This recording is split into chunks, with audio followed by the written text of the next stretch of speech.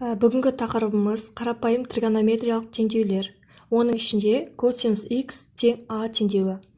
Егер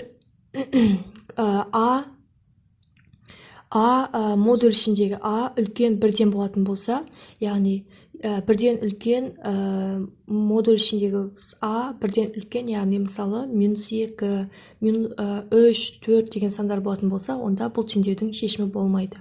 Себебі бұл косинус x функциясының мәндер жиыны -1 мен +1-дің аралығындағы сандар ғана. -1 мен +1-ді қоса алған кездегі. Ал егер а кіші немесе тең бірден болатын болса, онда бұл теңдеудің шешімі болады. Ол кезде біз мына формуланы қолданамыз. X тең болады плюс-минус арк косинус а қосылған 2πn. n жатады z-ге. Косинус жұп функция болғандықтан тек косинуста ғана 2πn деп қолданамыз. Ал қалған синус, тангенс, котангенсте πn деп қолданамыз, периоды.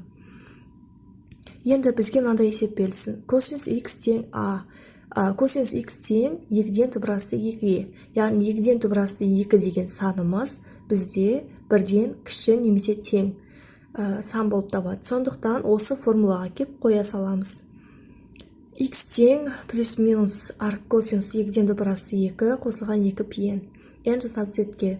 Енді осы жерден арк косинус а, арк косинус 2-ден түбірасты 2 нешеге тең болады, соны табамыз.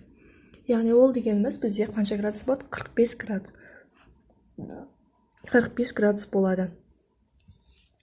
Әрі қарай дәл сондай, яғни 4-тен пи плюс 2πn деп жазсақ болады. Енді косинус x-тің дербес жағдайлары болады. Бізде дербес жағдайлары косинус x тең 1 болған кезде, косинус x тең -1 болған кезде, косинус x тең 0 болған кезде. Бұл кезде дербес жағдайында біз мына формуланы қолданбаймыз. Бұда тек өздерінің шешімі болады. Соны біз жаттап алуымыз керек. Мысалы x тең біріншінде 1-ге тең болған кезде x тең 2πn n жатады z-ге.